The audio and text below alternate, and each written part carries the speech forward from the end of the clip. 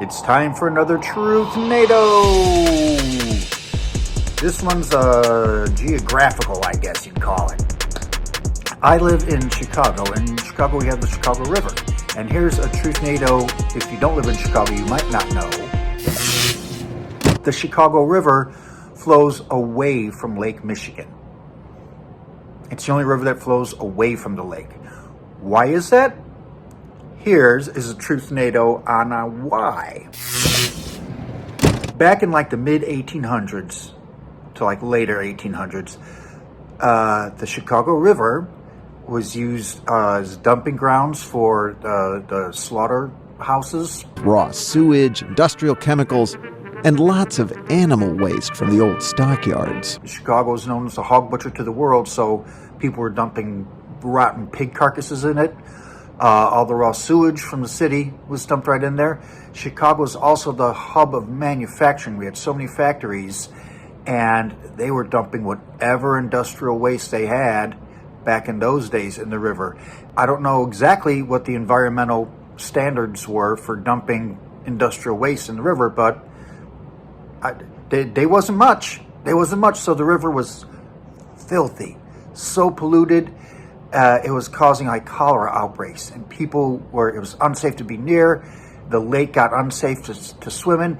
With the diseases it was producing, rich white people were actually starting to die. So something had to be done.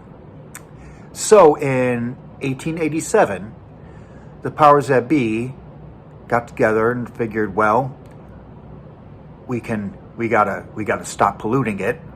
We've got to get some strong regulations about what you can put in the river, and we got to have a really advanced, hardcore cleanup effort. Or we could have some marvel of engineering and reverse the flow of the river and dump all that crap into the Mississippi, and that's exactly what they did. You're welcome, Missouri. Yeah. And here's how it worked. Just west of Chicago is what we call a subcontinental divide. It's a high point geographically, but since the area is so flat, you barely notice it. Still, any water on the west of the divide flows westward, down toward the Mississippi. Anything to the east flows toward the Great Lakes. Chesbrough thought if we could only dig a ditch or canal through the divide and make it deeper than both the river and the lake, then gravity would do the hard work and carry all of Chicago's dirty, stinky water in the other direction and away from the Great Lakes. But yeah, they got it, so the river flows into the Mississippi, and all that garbage and trash was going right into the Mississippi. But here's a brighter Truthnado. The Chicago River's much cleaner these days. No thanks to the Dave Matthews Band, by the way. The Dave Matthews Band tour bus dumped 800 pounds of human waste on a river cruise that was going underneath the Kinzie Street Bridge.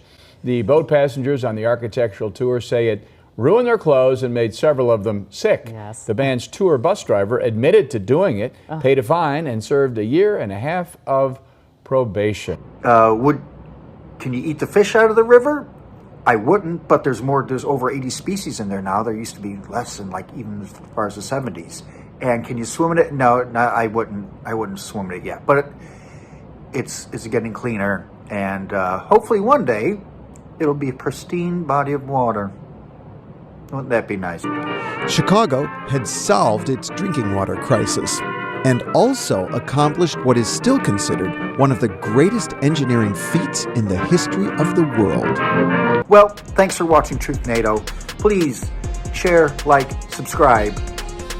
Thank you.